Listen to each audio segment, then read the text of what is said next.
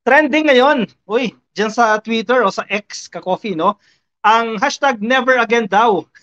Dahil hindi raw po napasama, ito ang kinakainit nila ngayon kay Pangulong Bongbong Marcos eh. Hindi raw po isinama bilang special holiday ang anibersaryo po ng EDSA People Power, no?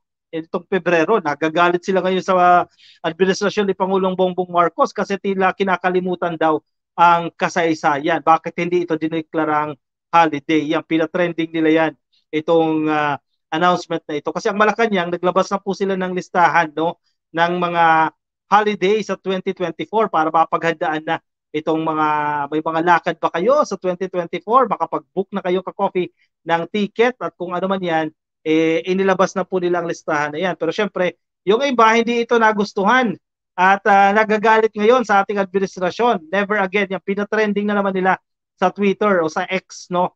Yan, sa balitang ito ng balita, EDSA, hashtag never again trending sa X. Pero nagsalita na po ang palasyo ukol sa bagay na ito. Kayo na lang ang humusga dito ka-coffee. Ano ba yan? Wala na ba tayong maibato dito sa ating administrasyon at ito na lang ang kanilang nilabas o pinatrending itong never again. Never again saan ba yan? No? Para malinaw tayo. Kasalukuyang trending ngayon sa X, dating Twitter, ang EDSA at hashtag never again matapos na hindi isama ang anibersaryo ng EDSA People Power Revolution sa listahan ng holiday na idineklara ni Pangulong Ferdinand Bongbong Marcos Jr. para sa 2024. Habang sinusulat ito ay nasa 5,984 posts na ang tungkol sa EDSA, habang nasa 5,393 naman ang never again. Galit na galit itong mga to kay PBBM dahil sa hindi pagsama sa anniversary. Yung iba natatawa na lang. Anyway, ano sabi ng Malacanang dito? May sagot sila dito. Pinaliwanag ng Malacanang bakit hindi na isinama. Hindi naman kasi ibig sabihin nakakalimutan ng ating kasaysayan. Tingnan natin, pakinggan natin yung kanilang paliwanag dito. Yan, nasa ano ito nasa Manila Bulletin, itong balita na yan. Palace explains why EDSA anniversary not included in 2024 holidays. Basahin natin. Malacanang explained that it did not include the 30th anniversary of the EDSA People Power Revolution in the list of special non-working days for 2024 as its observance has minimal socio-economic impact since it falls on a Sunday. Yan. I-absorb natin ha. Yan para sa mga naghihimutok pa rin ngayon. Ito po ang paliwanag ng palasyo.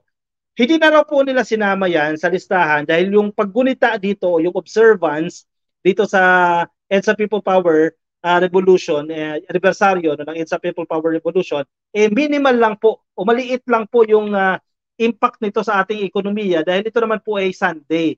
Usually kasi pag Sunday, rest day, no, walang pasok, walang bakasyon. So kumbaga, yung common tao, halimbawa tayo, no, isipin natin, aliwala kahit i-declare yung special working day, kumbaga, ang pinagbabasehan lang natin dyan, kasi no work, no pay, no? Kung walang pasok, wala kang sahod. Pero kung matapat yan, halimbawa ng Friday, kung walang pasok, meron ka pa rin sahod kasi holiday yan, di ba? Pero itong Sunday, usually wala naman daw pasok.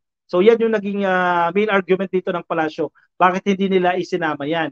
Kasi minimal nga lang daw yung impact sa ating ekonomiya. Are you buying that argument? Agree ba kayo sa naging decision dito ng palasyo?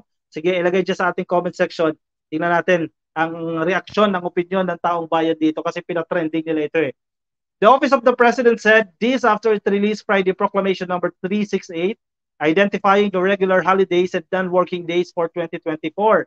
Sa isa pong statement, the OP said declaring February 25, 2024 as a holiday would not have much impact since it falls on a Sunday.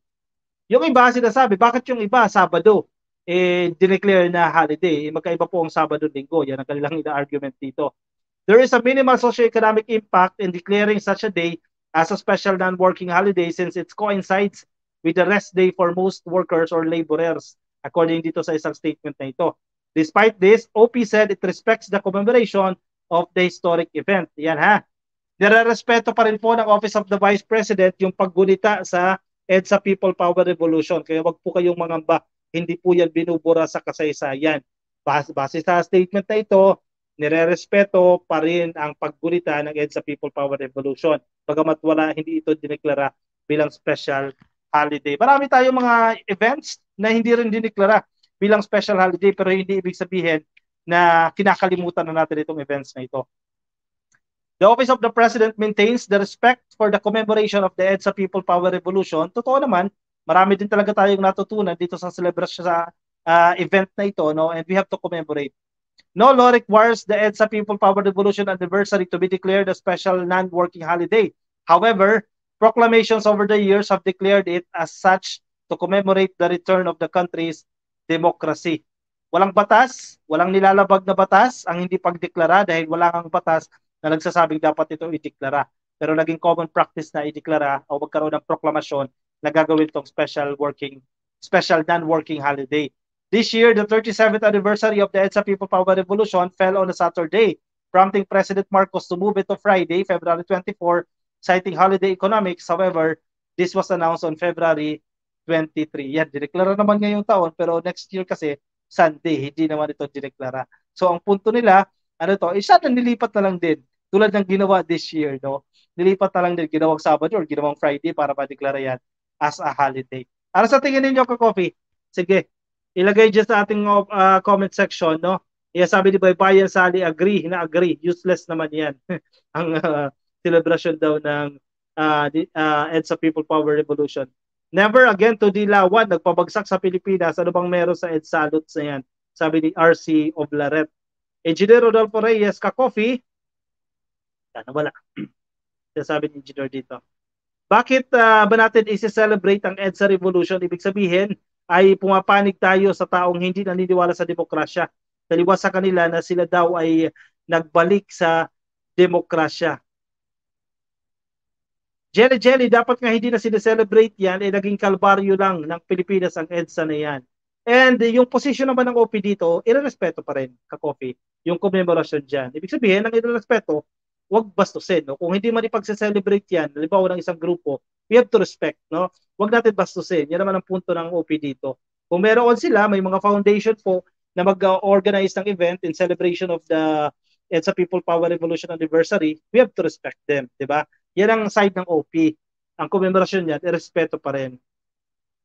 Like na ako, Ka-Coffee, Nomura Baby Ruth, hello sa inyo, Rosalina Gonzalez, hindi na uso yung never again, yan nga ang dahilan kung bakit bumagsak ang Pilipinas. Yung pinapatrending nila sa X. Pero unti lang naman ang nasa Twitter, no? Kung titignan niyo yung Twitter, unti na lang yan sila dyan. Actually, baluarte talaga ng mga dilawan ang Twitter, no?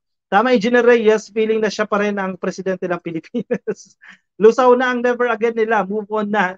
Umay na ang taong bayan sa kadramahan nyo, utang na loob, ilan na lang kayong naghihimutok sa buhay. Kasi kanila ang Twitter, Ka-Coffee, no? Baluarte nila yan, and maintindihan natin yan kung bakit nag-trending sila dyan.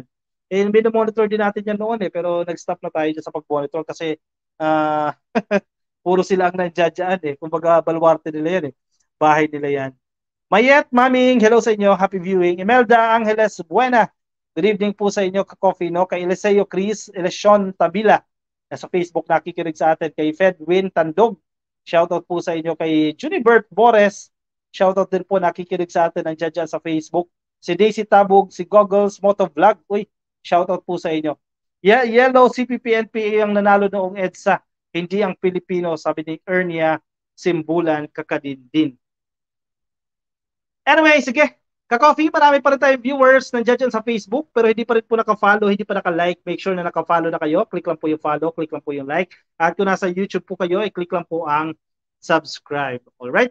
Ako yung magpapaalam. Grabe, bilis ng oras 30 minutes na agad ang nakalilipas Ayan, 30 minutes lang muna tayo. Ako yung magpapaalam na muna sa inyo. Maraming salamat sa pagsama sa akin ngayong Biyernes po ng gabi. Bukas, weekend. Ayan, tingnan natin kung makapagsama-sama ulit tayo tomorrow. No? I-check natin at i-schedule. Alright, maraming salamat. Ingat po kayo. Nasaan man po kayong panig ng daigdig. Good night everyone. Enjoy the rest of the weekend. Bye-bye.